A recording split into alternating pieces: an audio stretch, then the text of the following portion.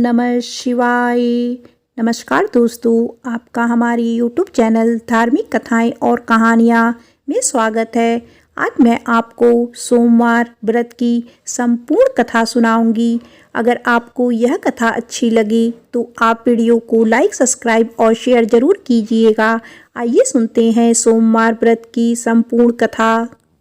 एक साहूकार बहुत अमीर था।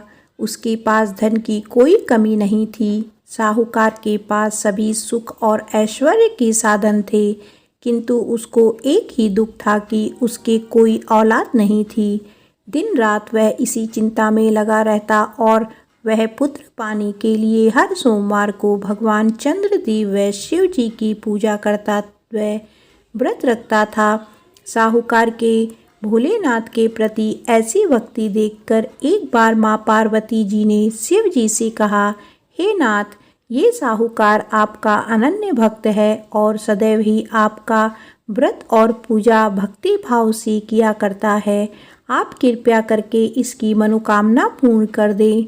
पार्वती जी के ऐसे वचन सुनकर भोलेनाथ ने माँ गौरी से कहा, हे पार्वती, यह संसार एक कर्म क्षेत्र है। यहाँ जो भी जैसा कार्य करता है उसे वैसा ही फल मिलता है, अर्थात जैसा कार्य मनुष्य करता है वैसे ही परिणाम भोगता है। किंतु माता पार्वती आग्रह पूर्वक बोली, हे महादेव, यह आपका अनन्य भक्त है। यदि इसको कोई भी दुख हो तो आपको इसे अवश्य दूर करना चाहिए। यदि आप अपने भक्तों की मनोकामनाएं पूरी नहीं करेंगे तो क्यों कोई मनुष्य आपकी भक्ति, सेवा व पूजा करेंगे। पार्वती जी के इस आग्रह को सुनकर शिवजी ने कहा, हे शिवे, इस साहूकार के कोई पुत्र नहीं है। इसी कारण यह दिन रात चिंतित व दुखी रहता है।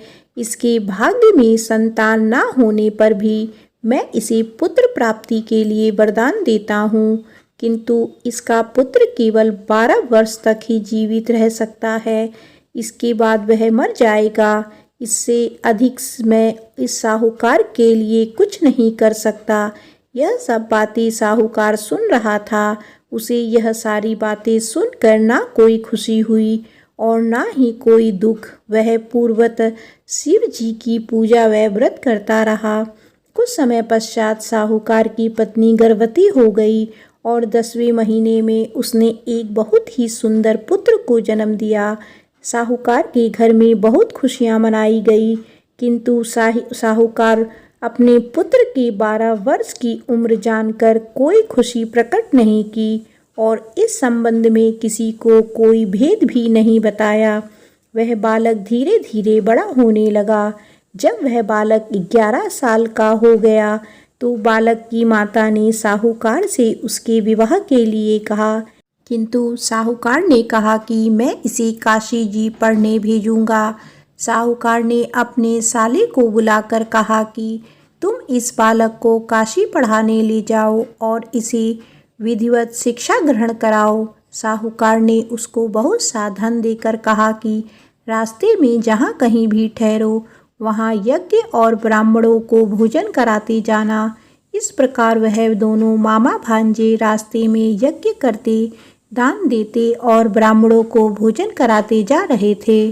रास्ते में एक शहर पड़ा। उस शहर में राजा की कन्या का विवाह था। एक अन्य राजा का लड़का बारात लेकर आया था, लेकिन वह एक आंख से काना था।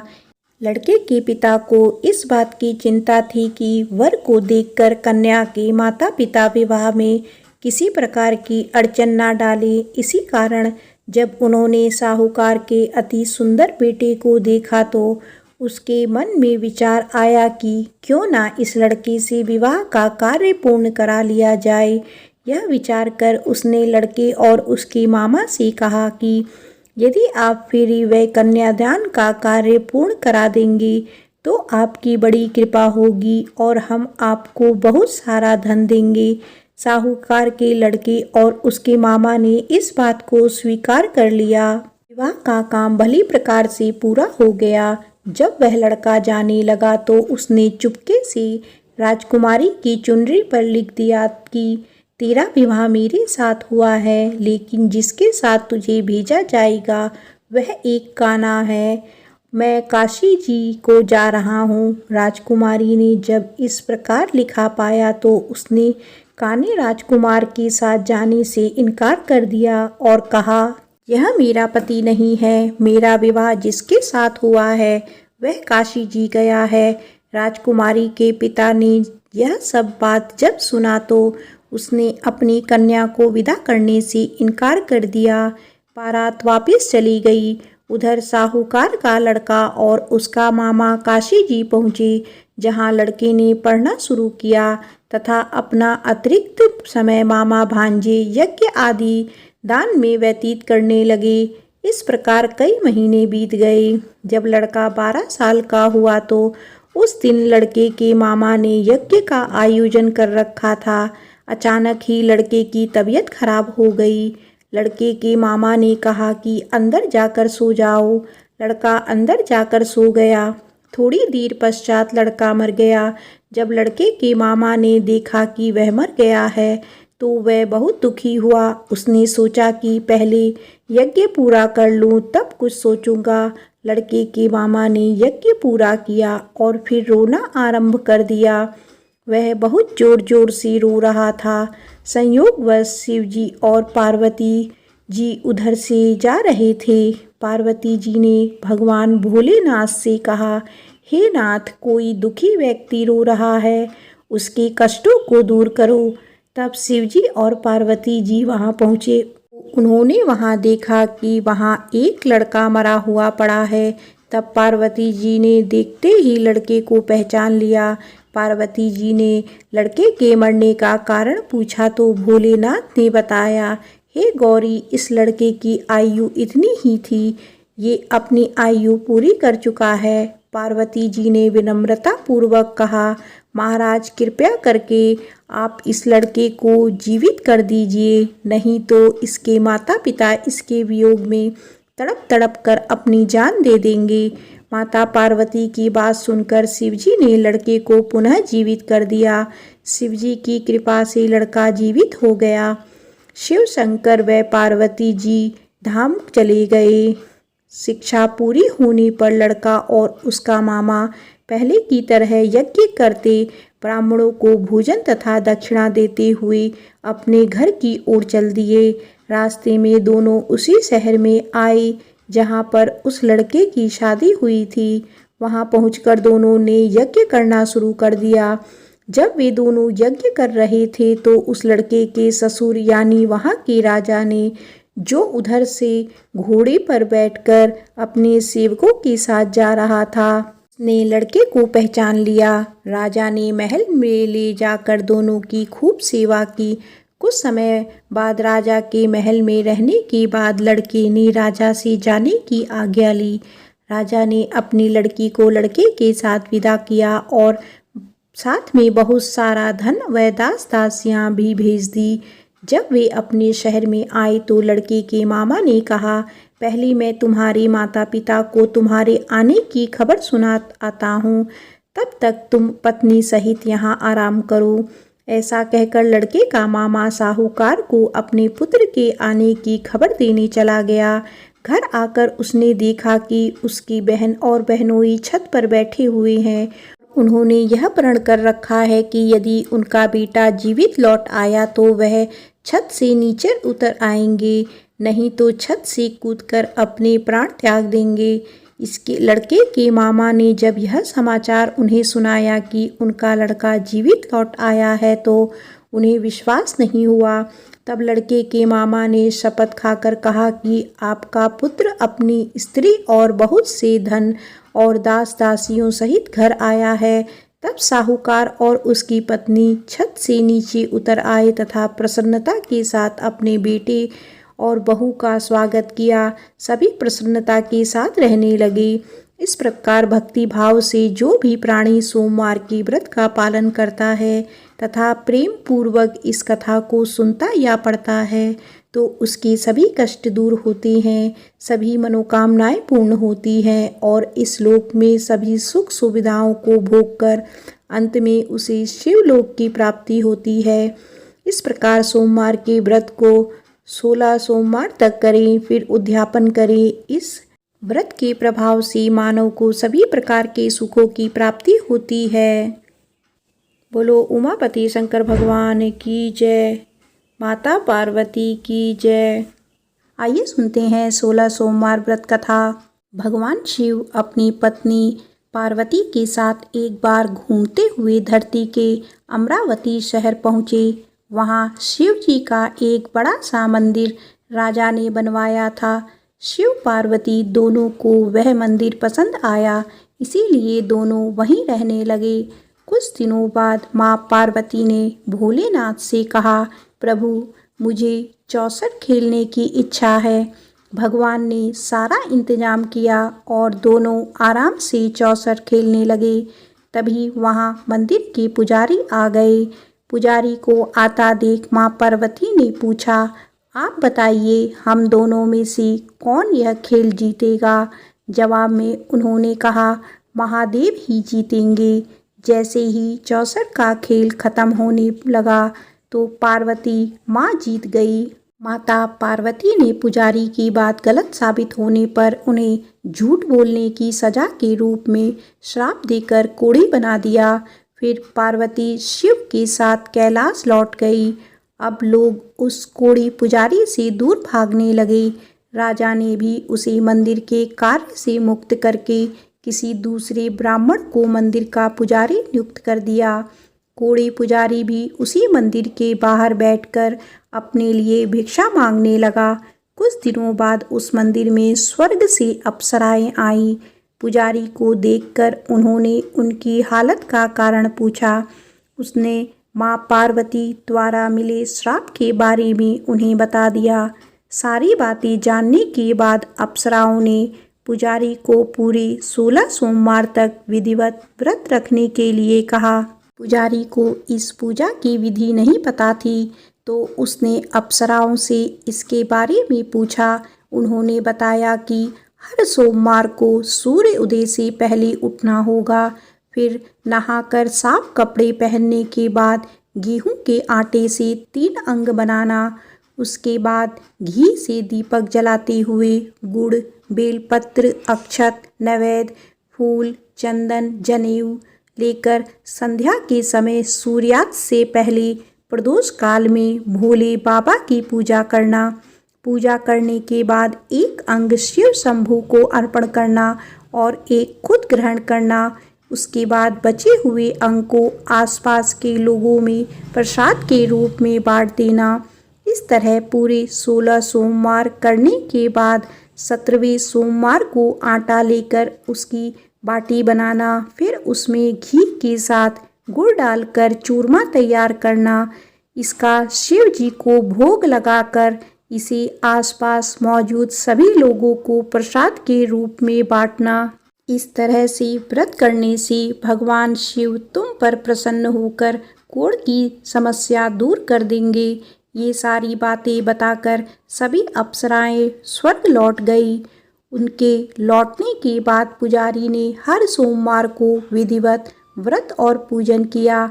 16 सोमवार पूरा करने के बाद 17वें सोमवार को सबको प्रसाद बांटते ही उसके कोढ़ की समस्या दूर हो गई। पुजारी के ठीक होने पर राजा ने दोबारा उस मंदिर में पूजा पाठ करने का जिम्मा उसे सौंप दिया। होते होते एक दिन दोबारा भोलेनाथ अपनी पत्नी पार्वती जी के साथ उसी मंदिर में पहुँचे। पार्वती जी ने जब देखा कि वो कोढ़ मुक्त हो गया है, जो उन्होंने पुजारी से पूछा कि ऐसा कैसे हुआ। जवाब में पंडित ने उन्हें 16 सोमवार व्रत करने की अपनी कथा के बारे में बताया। पुजारी की बात सुनकर माँ पार्वती काफ़ी खुश हुई। उन्होंने भी 16 सोमवार व्रत रखने की ठान ली। इसके लिए माँ पार्वती ने पुजारी से पूरी विधि जानने और उसके नाराज बेटे कार्तिक को वापस लाने के लिए नियम से व्रत करने लगी। 17वें सोमवार को जब उन्होंने सबको प्रसाद बांटा तो उसके कुछ दिनों बाद ही कार्तिकेय लौट आए। उन्होंने माँ पार्वती के पास पहुंचकर पूछा, माता अचानक कुछ हुआ कि मेरा सारा गुस्सा ही खत्म हो गया, क्या आपको कोई उपाय किया था। जवाब में पार्वती जी ने 16 सोमवार के व्रत की कथा सुनाई। यह सुनकर कार्तिकेय को भी 16 सोमवार का व्रत करने का मन हुआ, क्योंकि वो अपने मित्र ब्रह्मदत्त से दूर हो जाने से दुखी था। माता पार्वती से 16 सोमवार व्रत की विधि जानकर उन्होंने परदेश गए अपने दोस्त ब्रह्मदत्त की वापसी की मनोकामना के साथ व्रत शुरू किया। पूरे 16 सोमवार व्रत करने और उसके विधि विधान से समापन करने के कुछ ही दिनों बाद कार्तिकेय का दोस्त लौट आया। वापस आने के बाद ब्रह्मदत्त ने कार्तिकेय से पूछा, आखिर ऐसा क्या किया तुमने कि मेरा मन बदल गया? मैं बिल्कुल भी वापस आना नहीं चाहता था, लेकिन एकदम तुम्हारा ख्याल आया और मैं लौट आया। कार्तिकेय ने भी अपने दोस्त ब्रह्मदत्त को 16 सोमवार व्रत की महिमा के बारे में बताया। इसके बारे में जानने के बाद ब्रह्मदत्त ने भी व्रत रखना शुरू कर दिया। व्रत खत्म होते ही वह अपने दोस्त कार्तिकेय से विदा लेकर यात्रा पर निकल गया। दूसरी नगर पहुंचते ही ब्रह्मदत्त को पता चला कि राजा हर्षवर्धन ने अपनी बेटी गुंजन के विवाह के लिए स्वयंवर रखा है। राजा की प्रतिज्ञा है कि उनकी हथनी जिस भी लड़के के गले में माला डालेगी वही उसकी बेटी से विवाह करेगा। उत्सुक होकर ब्राह्मण भी महल पहुंच गए। वहां कई सारे राजकुमार थे। उसी वक्त हथनी ने अपने सूंड में माला उठाई और ब्रह्मदत्त के गले में डाल दी। राजा ने अपनी प्रतिज्ञा को पूरा करने के लिए ब्राह्मण ब्रह्मदत्त से अपनी बेटी का विवाह करवा दिया। शादी के बाद ब्राह्मण से उसकी पत्नी ने पूछा, आखिर आपने ऐसा कौन सा अच्छा कार्य किया है कि हथनी ने सबको छोड़कर आपके लिए मेरे को चुना? ब्रह्मदत्त ने उसे 16 सोमवार व्रत के बारे में बताया। राजकुमारी ने यह सब जानने के बाद अपने पति से विधि पूछकर व्रत करना शुरू कर दिया। व्रत के समापन के बाद उसने एक सुंदर सा बेटा हुआ, जिसका नाम गोपाल रखा गया। गोपाल जब बड़ा हुआ तो उसने अपनी माँ से पूछा, आखिर मैं आपके ही घर पैदा क्यों हुआ? कौन सा शुभ कर्म आपने किया था? गोपाल को उसकी माँ गुंजन ने 16 सोमवार व्रत कथा सुनाई। गोपाल ने भी शिव शंकर की महिमा जानने के बाद बड़े से राज्य को पाने की चाह में 16 सोमवार व्रत रखना शुरू कर दिया। व्रत पूरा होते ही एक दिन पास के ही राजा को गोपाल पसंद आ गया। उन्होंने अपनी बेटी मंगला से उसकी शादी करवा दी। कुछ ही दिनों के बाद उस राजा का देहांत हो गया। अब गोपाल ही पूरा राज्य संभालने लगा। गोपाल ने भगवान शिव को धन्यवाद करते हुए कहा, दोबारा 16 सोमवार का व्रत रखा। इसके समापन के दिन उसने अपनी पत्नी से भी सभी सामग्री पास के शिव मंदिर तक पहुंचाने के लिए कहा। मंगला ने खुद जाने के बजाय पूजा की सामग्री कुछ सेवकों के हाथ मंदिर तक पहुंचा दी।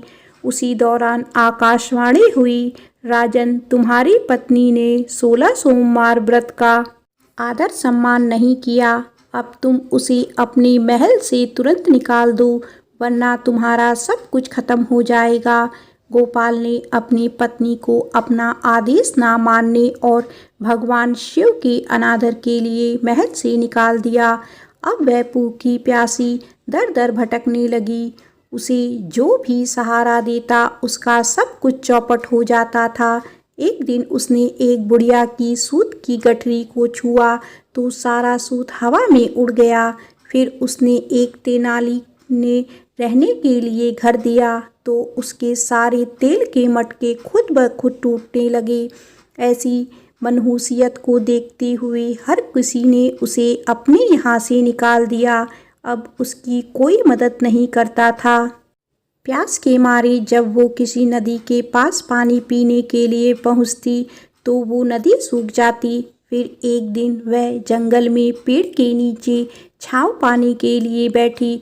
उसी वक्त वह पेड़ सूख गया। देखते ही देखते सारे हरे भरे पेड़ सूखने लगे। कुछ देर बाद वो एक तालाब में पहुंची। वहां का पानी जैसे ही उसने छुआ उस पर कीड़े पड़ गए। यह सब देखकर वो हैरान हो गई और उसी कीड़े वाले पानी को उसने पी लिया। भटकते भटकते एक दिन रानी पुजारी के पास पहुंची। उसे देखकर पुजारी समझ गया कि इसके साथ कुछ सही नहीं चल रहा है। उसने रानी को मंदिर में ही रहने की इजाज़त दे दी। रानी मंदिर में सब्जी या फल को हाथ लगाती तो वो सड़ जाते, आटे को छूती तो उसमें कीड़े पड़ने लगते, पानी से बदबू आने लगती। यह सब देखकर पुजारी ने कहा, लगता है तुमसे कोई बड़ा अपराध हुआ है, जिससे नाराज होकर देवताओं ने तुम्हें दंड दिया है। इस बात के जवाब में रानी ने पुजारी को शिव की पूजा करने के लिए सामग्री से जुड़ी पूरी कहानी बता दी। यह बात जानने के बाद पुजारी बोले, तुम कल से ही 16 सोमवार का व्रत करना शुरू करो। इससे प्रसन्न होकर भोलेनाथ तुम्हें माफ़ कर देंगे। पुजारी से 16 सोमवार की विधि समझने के बाद अगले ही सोमवार से रानी ने व्रत रखना शुरू कर दिया। पुजारी उसे हर सोमवार को व्रत कथा भी सुनाते थे। 17वें सोमवार को जैसे ही रानी ने अपने व्रत का समापन किया, वैसे ही राजा को अपनी पत्नी की याद आई। उन्होंने अपने सैनिकों को उसकी खोज में भेजा और घर वापस लाने का आदेश दिया। सैनिकों को जब पता चला कि वो मंदिर में रह रही है, तो उन्होंने रानी को अपने साथ चलने की प्रार्थना की। तभी पुजारी वहां पहुंचे और सैनिकों को वापस महल लौटने के लिए कहा। राजा को जब पता चला कि उसकी पत्नी मंदिर में है, तो वो उसे लेने के लिए वहां पहुंचे। उन्होंने पुजारी से माफ़ी मांगी और सब कुछ बताया। पुजारी ने भी कहा कि यह सब भोले का प्रकोप था, आप अपनी पत्नी को ले जाइए। राजा और रानी के महल पहुंचते ही वहां खुशियां मनाई जाने लगी। खुशी के मारे राजा ने पूरे नगर में मिठाई बंटवाई और ब्राह्मण व निर्धनों को खूब दान दिया। अब रानी महल में भगवान शिव की पूजा और 16 सोमवार का व्रत रखते हुए खुशी खुशी रहने लगी। प्रेम से बोलो उमापति शंकर भगवान की जय।